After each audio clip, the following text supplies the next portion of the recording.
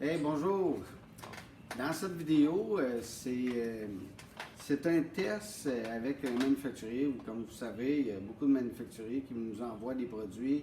C'est pas tous les produits qui sont publiés parce que j'ai beaucoup de contrats avec des manufacturiers comme un testeur. Je suis un testeur pour plusieurs compagnies, puis quand ils développent des recettes, que ce soit dans le coating, dans la peinture ou dans l'esthétique automobile, les manufacturiers, oui, ils travaillent les affaires, mais ils ont plusieurs personnes comme moi qui envoient les produits pour faire des tests. Alors, je ne peux pas tout publier quand c'est en test, sauf qu'il y en a qui m'en envoient, qui sont vraiment prêts à faire des mises en marché, dont la compagnie VPS, qui ont un nouveau produit qui est le Helix. C'est un brand qui nous appartient, le Helix. Ils ont deux sortes de céramique coating. Ils ont un céramique coating qui est de densité 9H, qu'on va vous parler plus tard. Mais celui-là qui commence à être intéressant, puis on entend de plus en plus parler, qui est un SH, qui est le Self-Filling. Ça veut dire que c'est auto-nivelant. C'est un produit qu'on applique, céramique coating, comme vous le savez dans d'autres vidéos. C'est un enduit protecteur. C'est pas une cire, c'est pas un scellant, c'est un enduit protecteur. Le meilleur exemple que je donne tout le temps, c'est que si vous avez une table de cuisine, vous déposez une vitre sur la table. Si la table est super belle et vous déposez la vitre, alors c'est impeccable, puis la dureté, ça va être plus difficile à graffiner ou quoi que ce soit la table. C'est le même principe, un petit peu, grosso modo, avec un céramique coating. Maintenant, il y a plusieurs qualités là-dedans, même si ça se ressemble beaucoup. La nouvelle mode, c'est du SH, qui est du self-healing. Ça veut dire que c'est auto-nivelant. Vous appliquez votre céramique comme on va voir dans la vidéo. Et 24 heures après, le curing est fait. On peut, quand il y a des petites graphines légères, on peut soit déposer de l'eau hyper chaude, pas bouillante, mais pas loin, ou même avec un séchoir ou un heat gun, quand on atteint une certaine température, ben s'il y a des graphines, ils vont disparaître à vue d'œil. Alors, c'est un petit peu un produit miracle. Maintenant, il reste à savoir c'est quoi la différence entre ce produit-là et un céramique coating normal.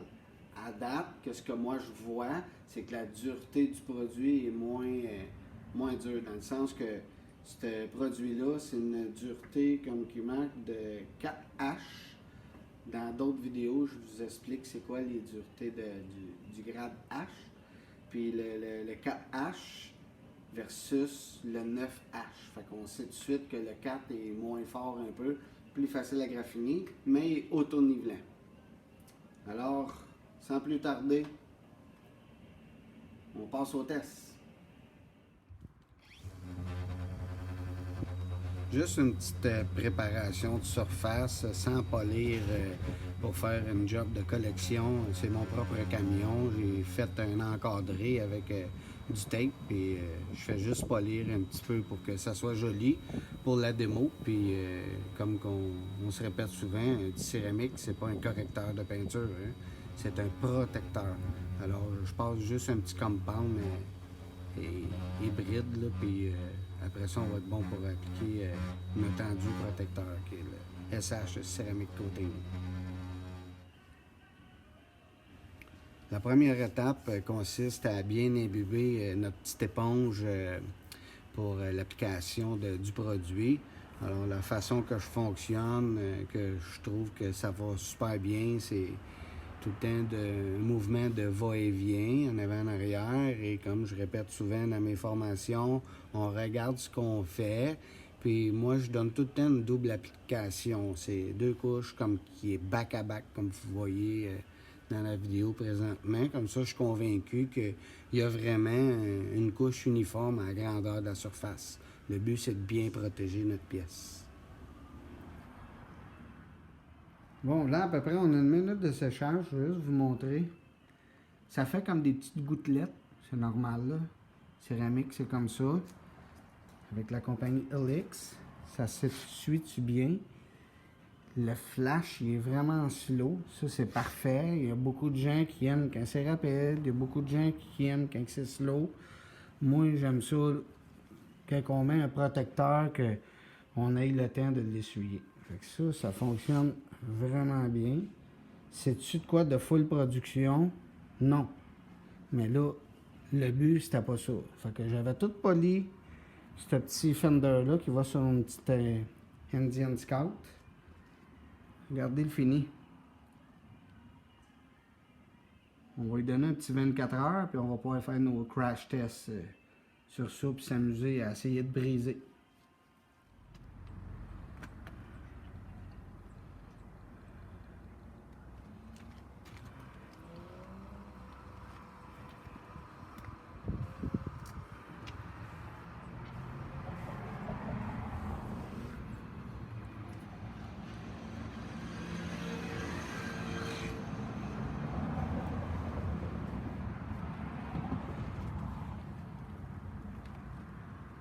Venez voir ça de proche. Regardez le film. On va le laisser taquer comme il faut. Après ça, bon, on va l'essuyer. On va le laisser une petite entre 1 et 5 minutes. Déjà, là, il commence à se séparer, ouvrir.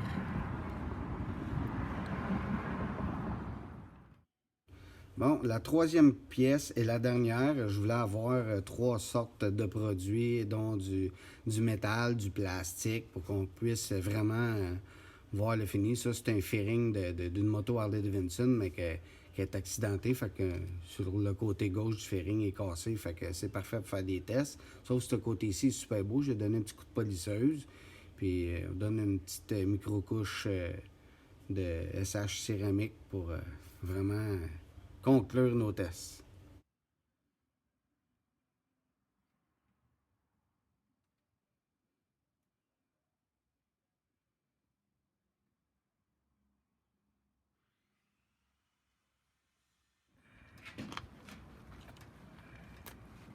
Donc on a entendu une affaire comme 10 minutes avec la compagnie LX, puis ça s'essuie super bien avec un microfibre bien ordinaire. Regardez ça. Super beau fini. Ça s'enlève très facilement.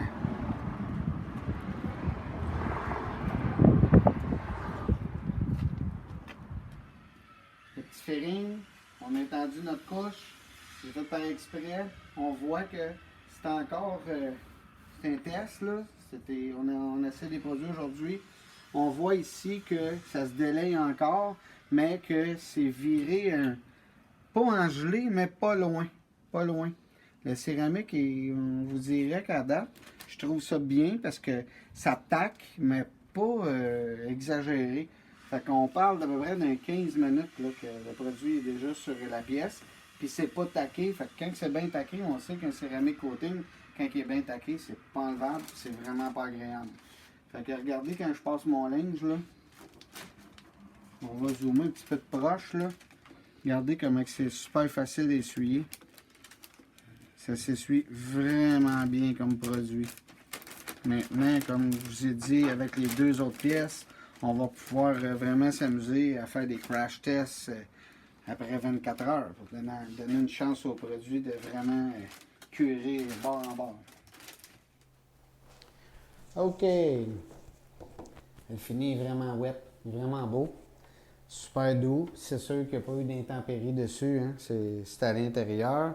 J'ai mis des petites gouttes de peinture juste pour voir le côté. Si ça colle dessus, puis regardez, là, je passe mon ongle. Là, ça s'enlève super bien. Il n'y a rien qui colle après ça. Tantôt, on va faire des tests de tape. Des fois, c'est le fun. Il y a certains produits qui sont plus forts en silicone. On met un tape dessus, puis tu le vois là, il roule, il décolle. Fait que oui, ça rend la pièce hydrophobe. Maintenant, comme vous le savez, je présente des produits, c'est pas pour en faire le revente.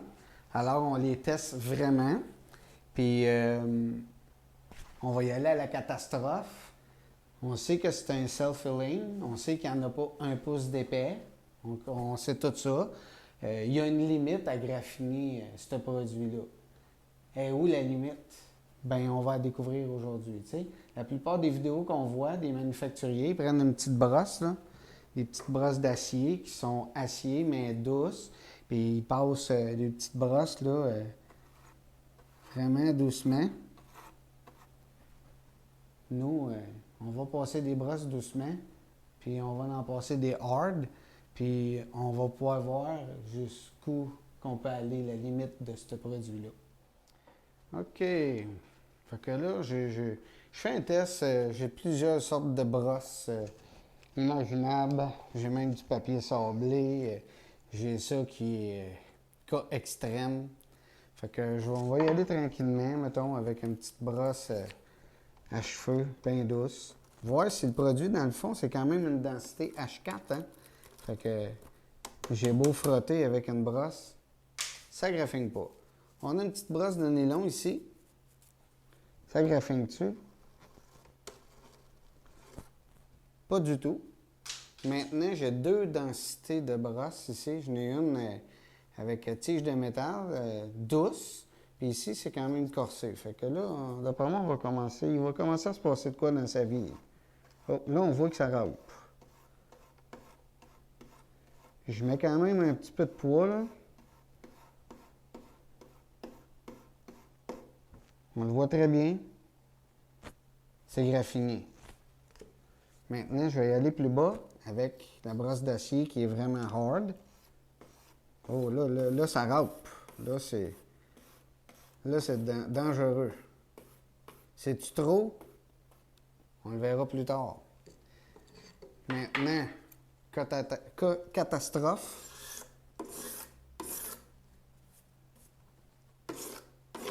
Vous allez me dire que c'est exagéré. Oui, on est là pour faire des tests. Laine d'acier.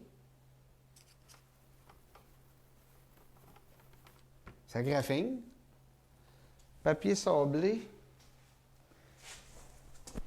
Papier sablé de grain 3000. Juste pour le fun.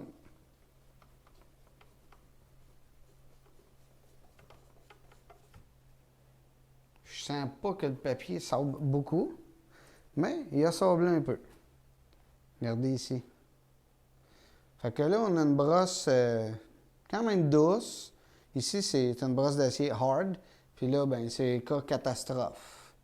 Maintenant, ben, on va faire notre test à voir si le self-filling peut vraiment rattraper jusque-là, qui me surprendrait vraiment énormément. Mais on l'essaye. Alors, on est prêt à faire notre test de chaleur. La pièce est présentement à 76. Quelle température qu'on peut monter? On va le savoir ensemble. J'ai un heat gun conventionnel. Je punch parfois ma pièce pour être sûr. On va commencer ici dans le bas, qui semble être le plus facile. Tu sais, je suis déjà rendu à 91. Vu que c'est du plastique, ben peut-être que c'est plus difficile de ramener.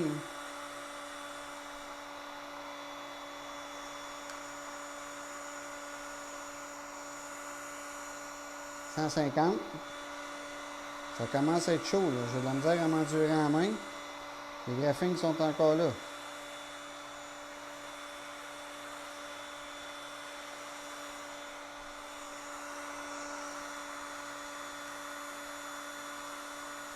136. Faut pas oublier, c'est du plastique, fait que j'y vais mollo pour chauffer. Je dirais qu'à l'œil, là, il y en a quand même un peu qui ont disparu. «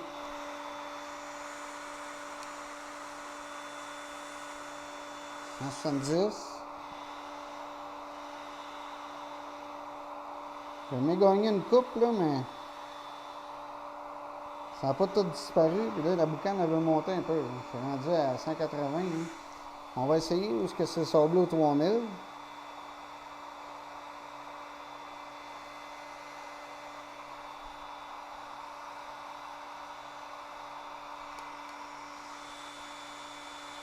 « 170.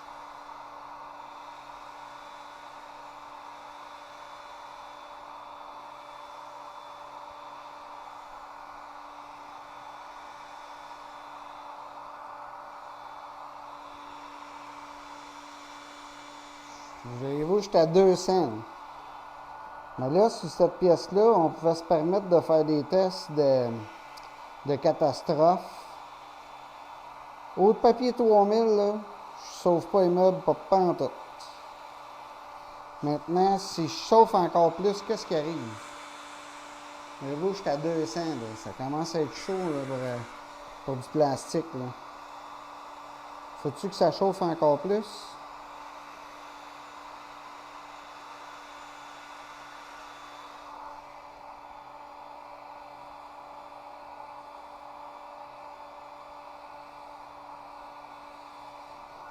Non, le plastique il va fondre là. Jusqu'à 250. Fait que c'est sûr que ça aussi, ici, là, on les oublie.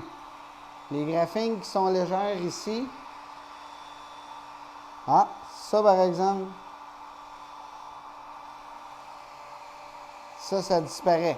Et voilà. C'était quand même une brosse d'acier, hein?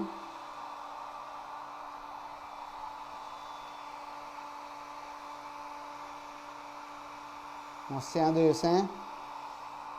La recette, c'est pas mal ça, 180-200. Bon. Ça, on peut dire que c'est concluant ici. En bas, ben, c'est coin catastrophe. Je vois à l'œil, c'est pas facile la caméra, là, mais je vois que ça travaille. Le self-healing fait la job ici, là. Mais il en reste. Maintenant, notre coin catastrophe, ça, c'est officiel qu'il n'y a rien à faire là. Là, c'est vraiment le top coat, le vernis qui est râpé. Là.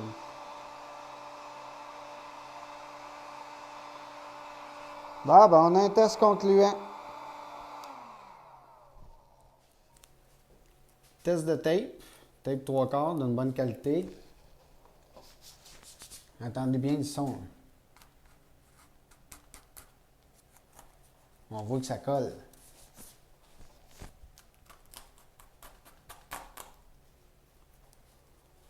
Maintenant,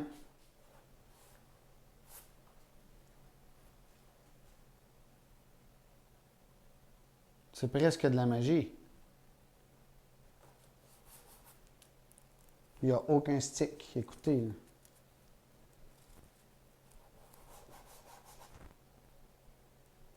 Pas de stick, même tape.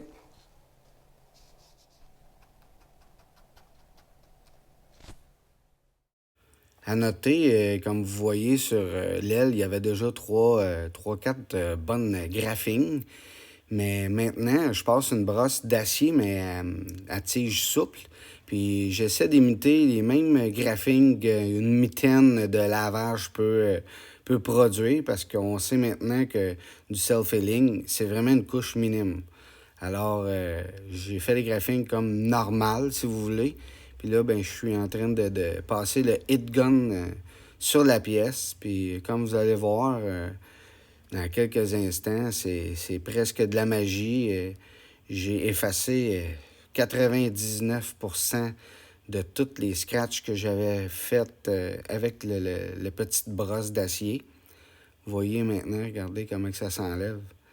C'est juste les 3 lignes qui étaient pas corrigées avant de passer mon SH céramique qui apparaissent encore. À noter aussi que je travaille tout le temps avec le heat gun. J'ai fait des petits tests avec un séchoir à cheveux. Ça fonctionne, mais je vous dirais que les graphines que vous venez de voir, là, faut que ça soit 75% moins prononcé que ça si vous voulez les faire disparaître avec un séchoir à cheveux parce que la chaleur n'est pas assez élevée pour faire fondre le produit. On s'amuse encore avec la petite brosse d'acier à poil souple. Et je m'en viens bon. Je commence à imiter vraiment des petites graphines de mitaines de lavage. Là, tu sais, quand il y a du sable un peu dans notre mitaine, là, ça fait comme des tourbillons ronds. Fait que c'est vraiment similaire comme effet. Je réapplique mon heat gun. Et comme vous voyez, je le tiens quand même assez proche, là, tu sais, à 2-3 pouces pour contrôler la chaleur. Je vous dirais que ça joue tout le temps entre 180 et 200 de température pour que vraiment que le self-healing puisse fondre. Puis comme vous voyez, je vais de va-et-vient, je reste pas tout le temps à la même place. Là. J'ai un mouvement de gauche à droite. Là, je bouge mon heat gun pour être sûr que la chaleur soit diffusée égale sur toute la pièce. On le voit très bien maintenant que tous les graphings que j'ai produits sont vraiment 99%, pour pas dire 100%, effacés avec le céramic coating SH, le self-healing de Helix.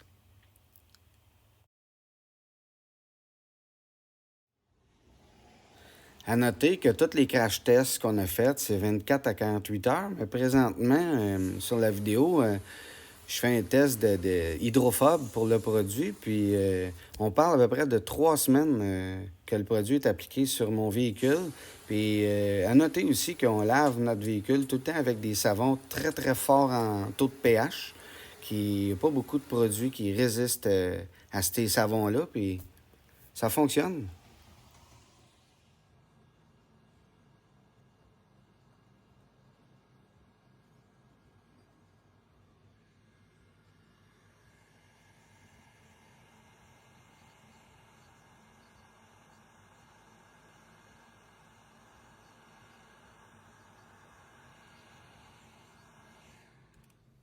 En terminant, il faut bien comprendre, vous l'avez vraiment vu sur les vidéos, c'est les épaisseurs. Dans le fond, là, ça fonctionne au micron ou au millième.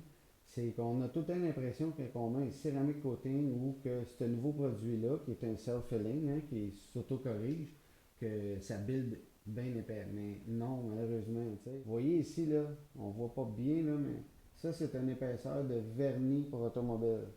Maintenant, le self-healing, là, c'est 0,25% de ça.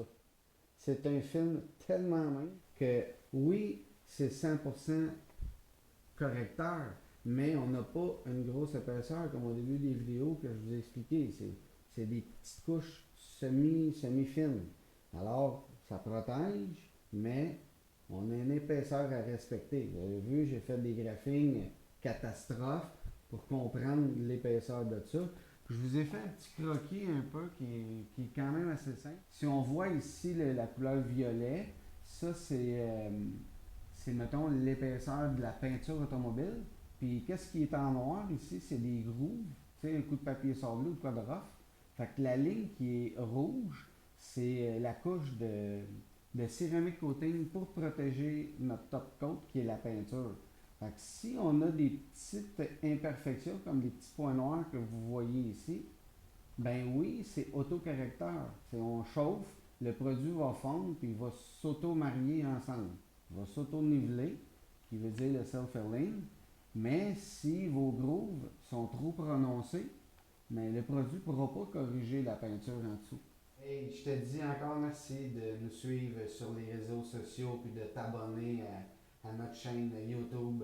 Il y a plein de belles vidéos qui s'en viennent encore constructives pour toi. Puis en terminant avec le Helix SH, je t'invite à l'essayer. Comme on dit tout le temps, essaye-le pour voir. À plus.